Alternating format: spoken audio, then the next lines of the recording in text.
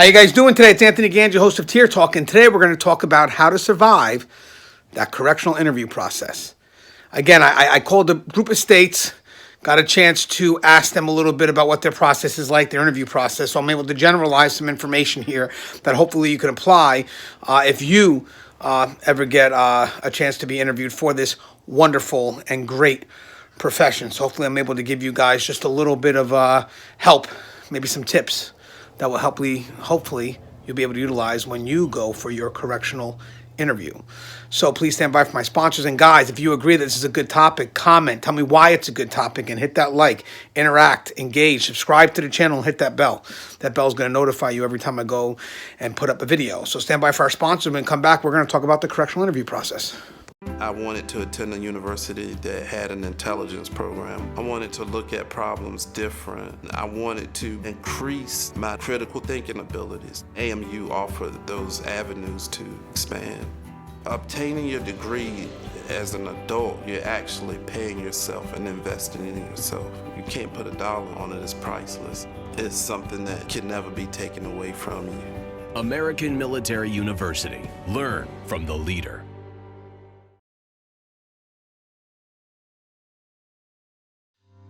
Being a corrections officer takes its toll on even the strongest individuals.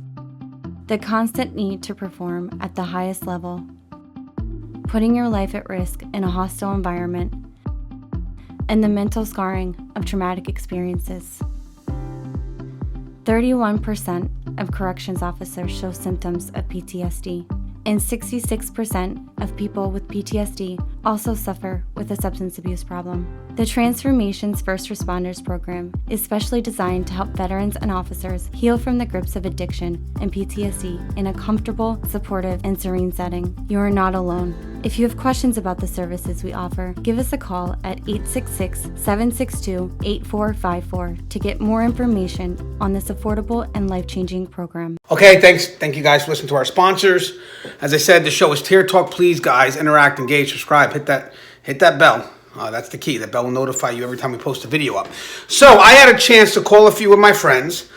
Some are in recruitment. Some just have experience and kind of went through the interview process, in some cases multiple times. I have a friend of mine who've interviewed for 3 states. So basically, they kind of gave me an idea of what's asked from their state.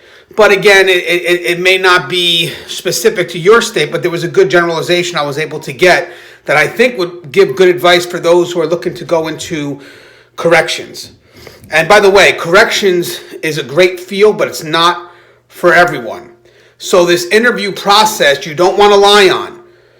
If there's questions there that you're not comfortable with because you don't feel that that's you, well, then you need to step away. And I don't mean to kind of be harsh with that, but remember, guys, these are just the questions. It gets harder when you work behind that wall. And part of the interview process is the filtering process. It's supposed to be able to tell you, hey, this job's for you, this job's not for you. And I know, unfortunately, right now we have the agencies that are hiring out of desperation. So I believe a lot of the onus is going to be put on the person who's being interviewed now to make that decision that the job is not for you. Because a lot of states, they're desperate for people. So they're being very forgiving on how some of those questions are answered. So I'm hoping that the people that go in for those interviews, that when they get to certain questions that they feel they're kind of uncomfortable with, and those questions kind of relate to the job, that the onus is on you to maybe take a step back and say, you know what, maybe this job isn't for me. So there's a little bit of a push that we're hoping to expect from you, because again, you're going to be walking next to me, and I don't want you to realize that this job isn't for you the moment something hits the fan and you're next to me. I'm sure there will be a sign before that, and you'll be able to know if this job was for you or not. And again, if it's not for you, it's just not for you. There's no weakness in admitting that. It's not for everyone. Doesn't make us any better. Doesn't make you weaker. It's just this job is not for everyone. So most of the questions, they can kind of be generalized to competency. So are we competent to do this job? And when they ask you questions, the questions are related, guys, to what we do in the field, what we do in corrections, what we do if we work in a prison or a jail. But you don't need to have knowledge in what we do. The questions that they're asking are just able to kind of determine, can you adjust? Can you adapt? Can you manage people? Can you de-escalate? Can you maintain control? So the questions that they're asking you basically deal with how you can maintain control of a situation. Can you manage it? How you manage people? Do you have the ability to de-escalate, or will you aggressively aggravate the situation? And they want to make sure that you are ready for this job. And with this job comes stressors. Some of the questions that they ask also deal with how you relate to certain situations that are highly stressful. How do you cope with it? How do you manage it? How do you process it? And these answers are important because that will ultimately make the determination of is this person able to handle the job. And I always tell people, you have to tell the truth. Because during this interview, you're also finding out stuff about yourself. And what the interviewer wants is consistency. They want answers that are consistent. And if you tend to lie, it's going to be very hard for you to maintain consistency. So they need honest answers.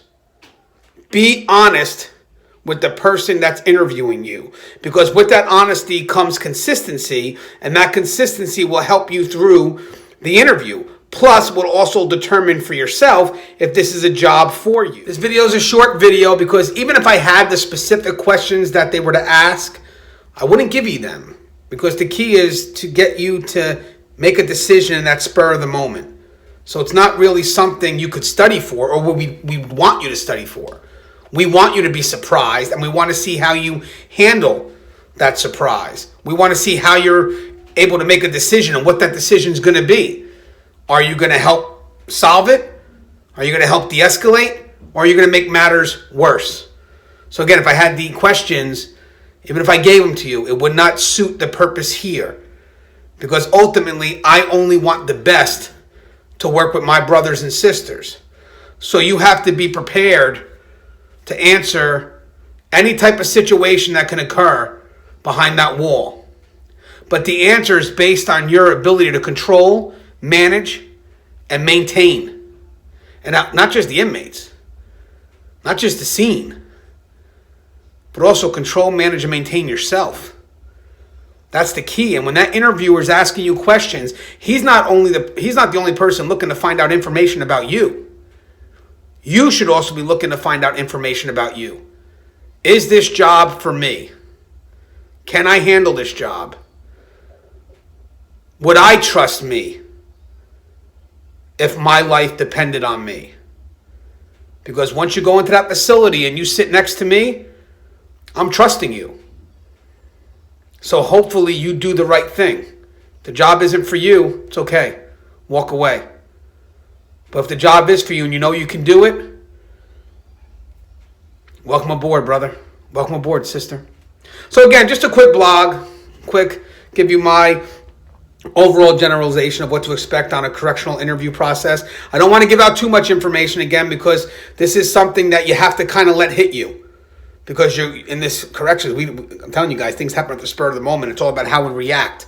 So if I give you the answers and you study for it, I'm not helping you out at all. You should be surprised. And I want to see what happens when you are surprised, how you react, how you process. That's the key. So as always, the show is Tear Talk. Guys, please like the page, interact, engage. The show's for the front line. Those people that work behind the wall, brave men and women, they got to have a voice. And this channel is for them. And so they have that voice. So please like, interact, engage, subscribe, and hit that bell. That bell will notify you every time I post a video up. As always, the show is Tear Talk.